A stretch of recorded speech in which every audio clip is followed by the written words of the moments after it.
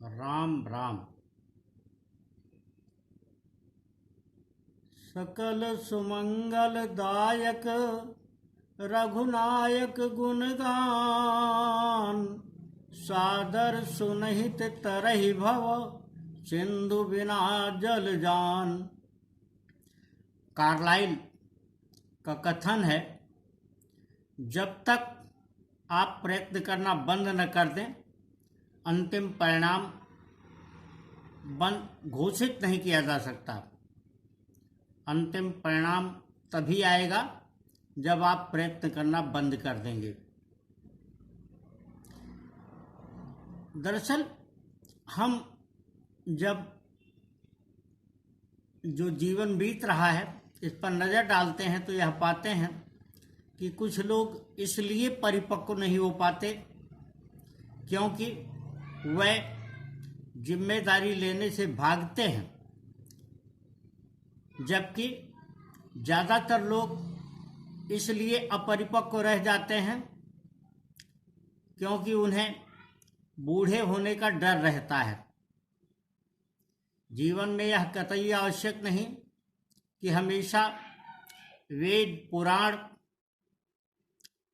उपनिषद, संहिता, धर्मशास्त्र, रामायण, गीता या अन्य शास्त्रों ग्रंथों के हवाले से ही बात की जाए।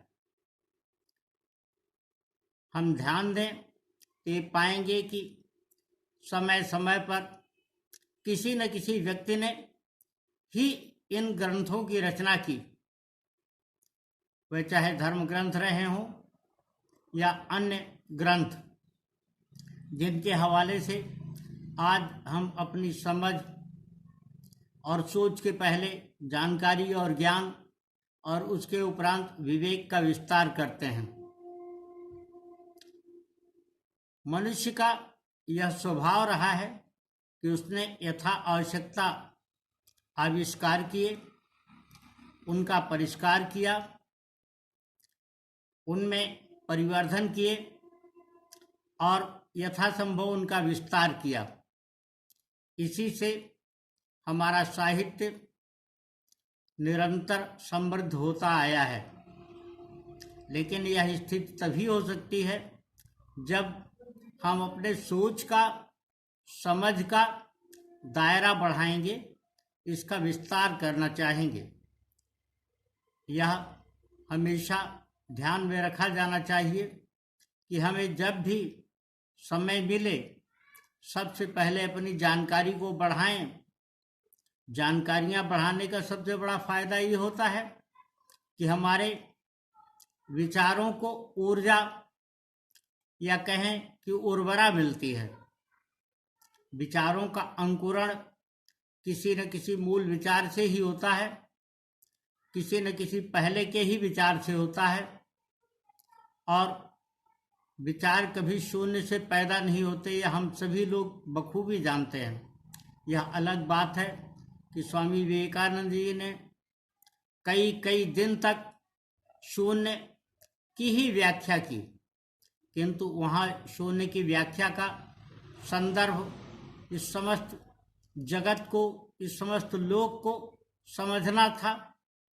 भारत भू की विशेषता को व्याख्यायित करना था, और यहाँ हम जिस संदर्भ में बात कर रहे हैं उसका आशय, अभिप्राय या प्रयोजन सिर्फ इतना है कि हम जब सोचना बंद कर देंगे तो हमारी समझ कहाँ से विकसित होगी।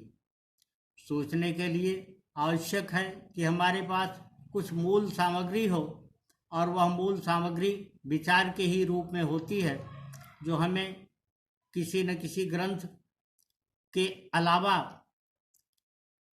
समाज में जो व्यतीत हो रहा है, जो घटित होता है, उनसे भी प्राप्त होता है।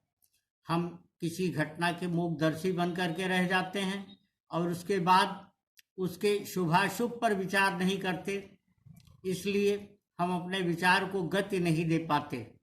विचारों को गति देने के लिए आवश्यक है कि हमारे पास सोचने के लिए कोई बिंदु हो, समझने के लिए कोई आधार हो, और उसे विस्तार देने के लिए कोई गुरु हो। गुरु प्रकाश दिखाता भी है, उस पथ पर आगे बढ़ाता भी है और हमारे मन में तमाम संभ्रमों को, तमाम गलतफहमियों को, तमाम अज्ञानता को दूर करता है। हम लोभ, मोह, माया, बंधन आदि के जिस बंधन में बंधे होते हैं उससे हमें मुक्त करके आगे ले जाता है। इसीलिए गुरु को संसार में सर्वोच्च महत्ता दी गई है और उसे ब्रह्म के समान पदवी दी गई है। गुरु की महत्ता प्रत्येक काल में रही है, प्रत्येक तरह के लोगों के बीच में रही है, यहाँ तक कि देवताओं और असुरों के भी अपने गुरु रहे और उन्होंने अपने ज्ञान, अपने विज्ञान, अपनी बुद्धिमत्ता, अपने तेज और अपने विवेक से यथासंभव लोगों को और असुरों को, सुरों को ज्ञान दिए, उनका सोच और समझ विस्तृत किया और उनको निरंतर उपयोगी और परिष्कृत बनाया, परिष्कृत किया, परिवृद्ध किया और यह परंपरा निरंतर चलती रहनी चाहिए। सोच विचार का दायरा निरंतर बढ़ाते रहने के लिए आवश्यक है कि समाज में जो कुछ भी घटित हो रहा है हम उसके प्रति जब भी हमें समय मिले उस पर विचार अवश्य करें, तभी हमारे विचारों का परिष्कार होगा और उनका विस्तार होगा। राम राम।